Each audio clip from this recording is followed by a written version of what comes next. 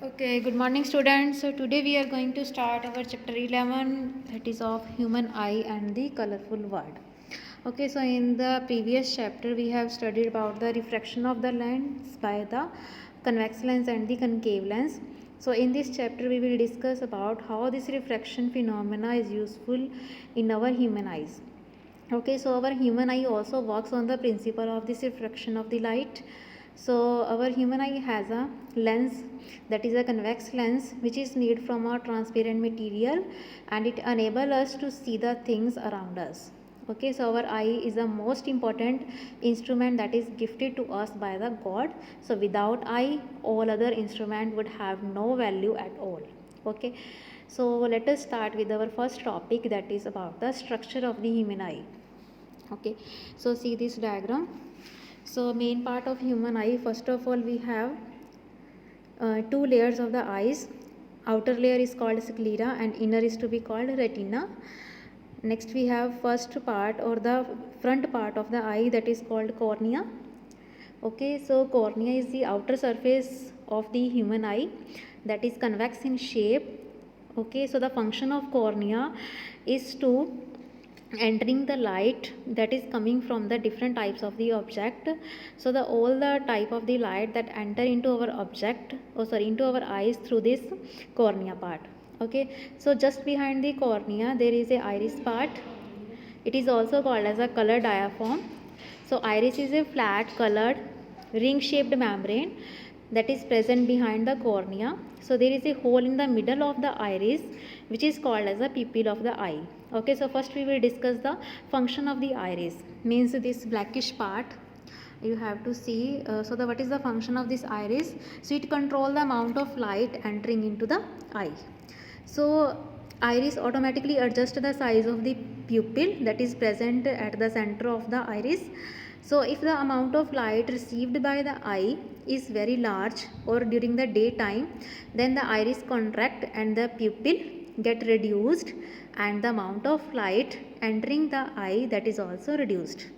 Okay, on the other hand, if the amount of light received by the eye is very small, like in the dark room or during the night, then the iris expand and the pupil size enlarge so that the light may enter into the eyes.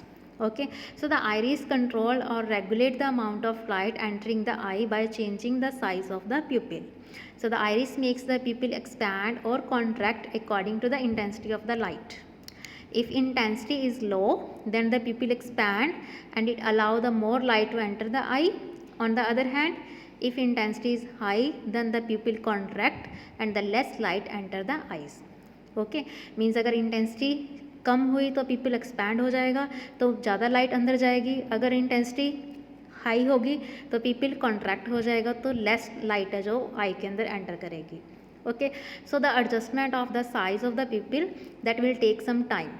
Okay, for example, when we go from the bright light to the darker cinema hall, so at first we can't see our surrounding clearly, but after some time our vision is improved and we can see the person sitting around us clearly. So this is due to the fact that in the bright light the pupil of our eyes is small. So when we enter the dark area, so the very light or very little light enter into our eye and we can't see the properly.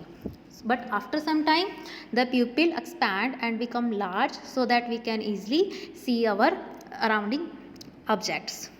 Okay, so this is all about the function of the iris and the pupil. So after the pupil there is another part of eye that is called as the eye lens. So the lens which is present in our eyes, that is a convex lens, which is a transparent, soft, flexible material like a jelly made up of a protein. Okay, so the eye lens is held in the position by the suspensory ligament. So one end of the ligament is attached to the eye lens and other end is attached to the ciliary muscles.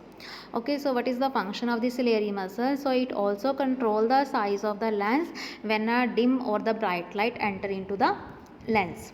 Okay, so it also adjusts the focal length of the eye lens also. Okay, so in the similar ways, the eye or the focal length of the eye or the convex lens used in this camera, it is fixed and can't be changed. but the focal length of the convex lens present inside the eye that can be changed by the according to the action of the ciliary muscles. Okay, after the lens, the screen on which image is formed after passing light through the lens, so that screen is to be called as a retina. Okay, so this is the retina part or the inner layer of the eye. So the retina is present behind the eye lens or at the back part of the eye. So it is just like a film in the camera. So retina is a delicate membrane having a large number of light sensitive cells that are called as the rod cells and the cone cells. Okay, so what are the rod cell and cone cells from which this retina layer is to be formed? So the rod cells, they are very sensitive to the dim light, and cone cells, they are sensitive to the bright light. Okay, so like rod cells, they are mostly important in the dim light, so we can see the things mostly in the dark room or in the darkness of the night due to the presence of these rod cells. Okay, in fact our night vision is very poor as compared to the night vision of an owl. This is also due to the less number of rod cell as compared to cone cell. Okay, as compared to owl, because owl has a large number of the rod cell, they have less number of cone cell, but in human beings we have more number of cone cell and less number of the rod cells. मतलब जितने rod cell ज़्यादा होंगे उतनी वो ज़्यादा sensitive करेगा dim light को, इसलिए जो आउल्स है वो रात को देख सकते हैं, दिन टाइम नहीं देखते. ठीक है. सिमिलरली जो कॉन सेल्स होते हैं वो sensitive to bright light. Okay, so they are also respond to the color also, means cone cells they also indicates the color also. So in other words, cone cells they will cause the sensation of color and they are also sensitive to the bright light. Okay, so they also make us to see colors and make a distinguish between the various types of the colors. So they do not function in the dim lights, that's why it is getting dark at night, it become impossible to see colors of the cars on the road. Okay, so this is all about the rods and cone cell that are present in the retina layer. So it will be these are sensitive to dim and the bright light. Okay, so after the retina there are the optic nerves are to be present. So these optic nerves are further attached to the brain. So when the light enter from cornea, then image formed on the retina, then how we will get message? So there is through these optic nerves, because they are attached to the brains, that's why we see the objects. Okay, so this is all about the structure of the eye and working of the eye. Okay, clear? So next we have one more topic, that is about the power of accommodation. So what do you mean by the power of accommodation? So our eye can focus the image in the distant object as well as in the nearby object. Okay, by changing the focal length of the lens. मतलब हमारी जो lens की focal length को change करके हम near by और far away objects को देख सकते हैं. So that is our accommodation of the eye lens. Okay, so when eye is looking at the distance object or at infinity, then the ciliary muscles are fully relaxed. So these ciliary muscles pulls the suspensory ligament attached to the eye lens tightly, and these ligaments in turn pull the eye lens, due to which the eye lens gets stretched and become thin.